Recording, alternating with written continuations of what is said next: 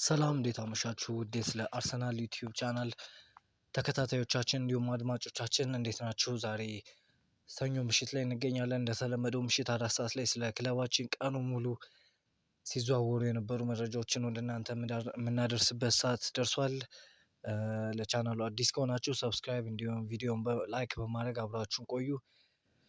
በመጀመሪያም ትላንት ሳሚ ሞክቤል ይዞት የወጣ መረጃ አለ። አርሰናል በዚህ ክረምት ጁሊያን አልቫሬዝን የሚያስፈርሙ ከሆነ በቪክቶር ዮኬሬሽ ቆይታ ላይ ጥያቄ ይፈጥራል የሚል መረጃ ይዞ ወጥቷል። በተለይ ባለፈው ሳምንት የወጡ መረጃዎች እንደሚያሳዩት ከሆነ አርሰናል ከአትሌቲኮ ማድሪድ ጋር በ50 ቪክተር ዮኬሬሽን ፕላስ 50 ሚሊዮን ተጨምሮ ጁሊያን አልቫሬዝን የማስፈረም ሁኔታዎች አሉ የሚል መረጃዎች እየወጡ ነበር። ከታማኝ ምንጮች ባይሆንም ነገር ግን እንደዚህ አይነት ነገሮች እየወጡ ነው። በተለይም ሳሚ ሞክቤል እንዳለው የቢቢሲ ኒውስም እንደዘገበው ከሆነ የሚኬል አርቴታ እና የአንድሪያ በርታ በጣም ትልቁ ህልም ሁሊያን አልቫሬዝን ለአጥቂ ስፍራ ላይ ማስፈረም ነው እና አሁን ትልቁ ጥያቄ ሁሊያን አልቫሬዝ ቪክተር ዮኬሬሽን ይበልጣል አይበልጥም የሚለው ሳይሆን በሁለቱ መካከል በጣም የተለየ ዲፈረንስ አለ እና በዘንድሮ የውድድር ዓመት ቪክተር ዮኬሬሽ ለክለባችን በጣም ትልቅ ጥቅም ነበረው። በተለይ የሊጉን ዋንጫ ስናነሳ እና ሁሊያን አልቫሬዝ መጥቶ ቪክተር ዮኬሬሽ ከአርሰናል የሚመጣ ከሆነ ያንን የቪክተር ዮኬሬሽ የነበረውን ጥቅም ሆልድ አፕ ላይ ተከላካዮችን የሚረብሽበት መንገድ ያንን ፊዚካሊቲውን ያንን ሁሊያን አልቫሬዝ ማች ማድረግ ይችላሉ፣ ያንን ከቨር ማድረግ ይችላሉ ስንል አይችልም።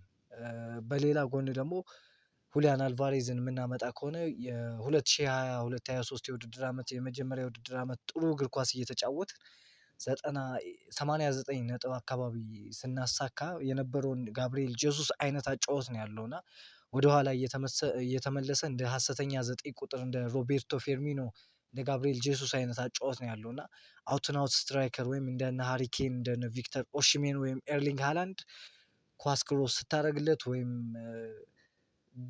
ጎል ፖቸር የሆነ አጥቂ አይደለም። ጎል ላይ እየጠበቀ ጎሎችን የሚያስቆጥር አይነት አጥቂ አይደለም።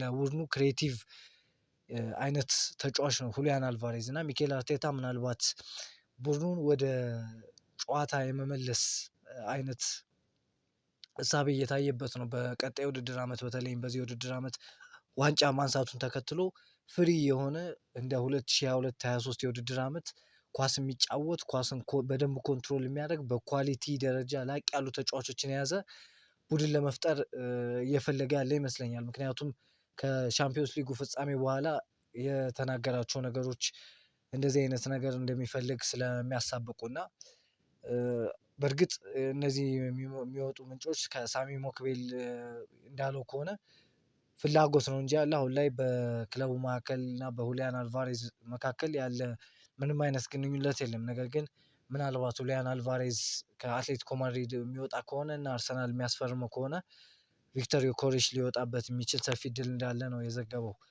በሌላ መረጃ ትላንት ይቅርታ እንደዘገብንላችሁ ከዘገብን በኋላ አሌክስ ጎልበርግ ይዞት በወጣው መረጃ ሞርጋን ሮጀርስ ወደ አርሰናል እንደሚሄድ እርግጥ የሆነ እንደመጣ ይሰማኛል፣ የጊዜው ጉዳይ ነው ሲል ዘግቧል እና ዛሬ ላይ አሁን ደግሞ ከመሸ ፋብሪዚዮ ሮማኖ እንደዘገበው ከሆነ ሞርጋን ሮጀርስ የአርሰናል የመጀመሪያ ሁለተኛም ሶስተኛም ኢላማ ነው አርቴታ የሚፈልገው እና ለአርሰናልም ትልቅ ወጪ ሊያደርጉበት የተሰናዱበት ተጫዋች ነው። በተጫዋቹ በኩል ትልቅ ለውጥ አሳይተዋል። እነሱን ለመቀላቀል ጓጉቷል። ለሮጀርስ ምን ያህል መክፈል እንዳለባቸው ለመነጋገር በቅርቡ ድርድሮች ይደረጋሉ ሲል ታማኙ ፋብሪዚዮ ሮማኖ ዘግቧል እና በሞርጋን ሮጀርስ ጉዳይ ያለው ዝውውር ምናልባት ሊገድበው የሚችለው ብቸኛው አስቶን ቪላ በጣም ከፍተኛ የዝውውር ዋጋ ከጠየቀ ነው እንጂ እንደኔ እንደ ግልም ሳየው ከተለያዩ ምንጮች እንደሚወጡ መረጃዎች ከሆነ የሞርጋን ሮጀርስ ጉዳይ ያለቀለትና የጊዜ ጉዳይ ብቻ ነው ብዬ አስባለሁ። ምክንያቱም በአርሰናልም ትልቅ የሆነ ፍላጎት አለ። በልጁም ወደ አርሰናል የመምጣት የመጀመሪያ አማራጭ አድርጎ አርሰናልን አይቶታል እና በጣም ደስተኛ ነው። ወደ አርሰናል መሄድ ይፈልጋል እና በዚህ መካከል አርሰናል እና አስቶን ቪላ መግባባት እና ከስምምነት መድረስ ከቻሉ የደሞዝ ጉዳይ፣ ሌሎች ጥቅማ ጥቅሞችም ጉዳይ ችግር ይሆናል ተብሎ አይታሰብም። ምክንያቱም ቀድሞውኑ ንግግር አድርገዋል ከሞርጋን ሮጀርስ ጋር የሚሉ መረጃዎች ስለወጡና በሚቀጥሉት ሳምንታት ምናልባት ከዓለም ዋንጫውም ወደ መጨረሻ እንግሊዝ ከምትወጣ ከሆነ ወይም ደግሞ እንደዚህ አይነት ነገር ባይኖርም ወደ ዓለም ዋንጫ ወደ መጠናቀቁ እየሄደ በመጣ ቁጥር የሞርጋን ሮጀርስ ጉዳይ ወደ መጠናቀቁ የሚሄድ ይመስለኛል እና በሚቀጥሉት ቀናትና ሳምንታት ስለዚህ ዝውውር ልብ ልንለውና ልናየው የሚገባ የዝውውር ጉዳይ ነው ብዬ አስባለሁ ከክለባችን ጋር ተያይዞ።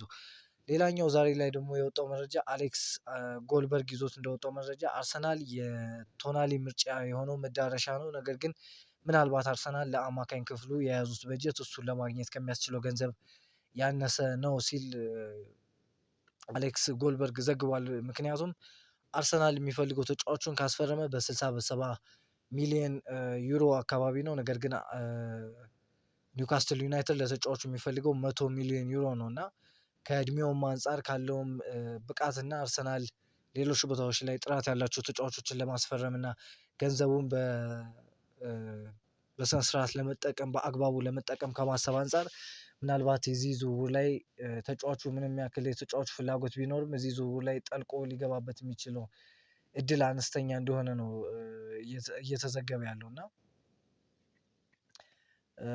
የሳንድሮ ቶናሊ ጉዳይ አንዳንድ መረጃዎች እንደሚሉት ነው እንጂ ጠለቅ ያለ ነገር ያለው አይመስለኝም። ምክንያቱም ከዋጋው አንፃር ምንም ዴይሊ ሜልም እንደዘገበው ከሆነ ምንም እንኳን ከቶተንሃም እና ማንቸስተር ሲቲ ፍላጎት ቢኖርም ክለቡም በይፋ እሱን ለማስፈረም እንቅስቃሴ ካደረገ ሳንድሮ ቶናሊ አርሰናልን መቀላቀል ይመርጣል የሚል መረጃ ነው ዳይሊ ሜልም የዘገበው እና በዚህ ዝውውር ጉዳይ አርቴታ ከአንድ ዓመት በፊትም ተጫዋቹን ለማስፈረም እና በትልቅ ደረጃ የሚያደንቀው አይነት ተጫዋች እንደነበር እናስታውሳለን። ነገር ግን በዋጋው ሁኔታ ምናልባት ኒውካስትል ዩናይትድ አስተያየት አድርጎ በድርድር ዋጋ የማይቀንስ ከሆነ አርሰናል በዚህ ዝውውር የሚገፋበት ምንም አይነት እድል ያለ አይመስለኝም እንደ ግል። ነገር ግን የሚወጡ አዲስ ነገሮች ካሉ የምናሳውቃችሁ ይሆናል። ሌላው እና ዛሬ ላይ በግራይም ቤሊ የወጣው መረጃ አርሰናል የሌስተር ሲቲውን ድንቅ ተጫዋች ጀርሚ ሞንጋን ለማስፈረም የሚደረገውን ፉክክር አሸንፈዋል። ሞንጋ የተለያዩ በርካታ ትልልቅ ክለቦች ዝውውሩ ለመጥለፍ ቢሞክሩም ልጁ የመድፈኞቹ መርጧል። አርሰናል አሁን ከሌስተር ጋር በመደራደር ዝውውሩን ወደ ማጠቃለል ደረጃ ላይ ደርሷል እያለ ነው የሚገኘው ግራይም ቤሊ እና በዚህ ዝውውር ብዙ በጣም የዛግንበት ይመስለኛል እና በቅርቡ የክለባችን ተጫዋች የመሆኑ ነገር እርግጥ ነው እና ስለዚህ ብዙም ማውራት ያለብን አይመስለኝም። ነገር ግን ዛሬ ላይ የወጣ መረጃ ስለሆነ መረጃውን ላድርሳችሁ ብዬ ነው። በመጨረሻም ራያን ቴይለር ያወጣው መረጃ ከሆነ አርሰናል በክረምቱ የዝውውር መስኮት በተገቢው መልኩ ካልተጠቀሙበት ባሳለፍነው የውድድር ዓመት ያደረጉት ጥረት የመጪ የውድድር ዘመን ሊጎዳው ይችላል። ብዙ ተጫዋቾች በወሳኝ ሰዓት ጉዳት ማስተናገዳቸው የአደባባይ ሚስጥር ነው። ነገር ግን የዛን ጊዜ መስዋዕትነታቸው አሁን ዋጋ ሊያስከፍላቸው ይችላል። ቡካዮ ሳካ ከእንግሊዝ ብሔራዊ ቡድን ጋር በሁሉም ልምምዶች ላይ መሳተፍ አልቻለም። ዴክላን ራይስ በጅማቶቹ ላይ የነርቭ ህመም እየተሰማው ሲሆን ይህም ጉዳት ቀዶ ጥገና ያስፈልገዋል ተብሎ ይታመናል። ራይስ ሙሉ በሙሉ ለማገገም ረጅም እረፍት እንደሚያስፈልገው ግልጽ ነው። ሳሊባ የጀርባ ህመም ተሸክሞ በዓለም ዋንጫው ለመጫወት ተገዷል። የማርቲን ኦዲጋርድ የጉልበት ህመም መጥፋት ጀምሯል የሚል መረጃ ይዞ ወጧል። ትላንትም እንዳልኳችሁ ነው አርሰናል በቀጣይ ውድድር ዓመት በዴክላን ራይስ ቦታ ምናልባትም በሳሊባ ቦታ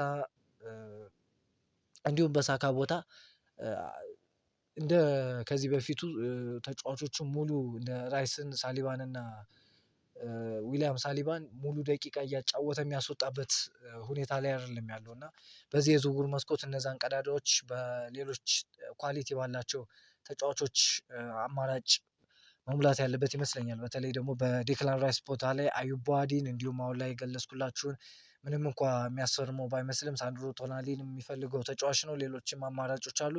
በዛ ቦታ ላይ ዴክላን ራይስን ማሳረፍ የሚችል ጥሩ ኳሊቲ ያለው ተጫዋች ያስፈልጋል። ምክንያቱም ዴክላን ራይስ በቀጣይ ውድድር ዓመትም ከዓለም ዋንጫው በኋላ የሚቀጥል ከሆነ መጎዳቱ የማይቀር ነው ወይ ደግሞ በጉዳቱን ችሎ ቢጫወት እንኳን በሙሉ አቅሙ ለአርሰናል መጫወት ስለማይችል ክለቡንም ራሱ ተጫዋቹም የራሱንም ከሪ ስለሚጎዳ አርሰናል በዚህ ጉዳይ ላይ በደንብ አጢኖ ጥሩ ኳሊቲ ያለው ተጫዋች መግዛት ያለበት ይመስለኛል እና በቡካዮ ሳካ ቦታ በእርግጥ ኖኒ ማዱዌኬ ያለን እሱን ማሳረፍ የምንችልበት እድል አለ። በዛ ቦታ ላይ ይሄን ያክል የሚያሳስብን ነገር አለ ብዬ አላስብም። እና በዊሊያም ሳሊባ ቦታም እረፍት መስጠት ቢኖርብንም ነገር ግን ክርስቲያን ማስኩዌራ አለ በቀኝ መስመር ተከላካይ ቦታ ላይ ቤን ዋይት የሚሄድ ከሆነ ሌላ የቀኝ ክንፍ ተመላላሽ ማስፈረም ሊኖርብን ይችላል። ነገር ግን ቤን ዋይት የማይሸጥ ከሆነ በእርግጥ ባለፈው የውድድር አመት ጥሩ የውድድር አመት የሚባልም በጉዳትም በአቋም መውረድም ባያሳልፍም ቤን ዋይት አሁንም ቢሆን ጥሩ ተጫዋች ነው እና በዛ ቦታ ላይ ምናልባት አማራጭ ላይ ይችላል። ካልሆነም ቤን ዋይት ሊቆይበት የሚችል እድል አለ። እና ብቻ ለዛሬ የነበሩን መረጃዎች እነዚህን ይመስላሉ። ከበፊቱ አጠር ያለ ነው። ምክንያቱም ብዙ መረጃዎች ስላልወጡና በክለባችን ዙሪያ የነበሩትን መረጃዎች እንደዚህ ያደረስናችሁ አብራችሁን ስለቆያችሁ በጣም እናመሰግናለን። ስለ አርሰናል ዩቲዩብ ቻናልን ሰብስክራይብ በማድረግ ይቀላቀሉ። ላይክ በማድረግ እና እንደውም ያላችሁን ሀሳብ ኮሜንት በማድረግ አግዙን። ከእናንተ ጋር ወደፊት እስከመጨረሻው እንሄዳለን። እወዳችኋለሁ።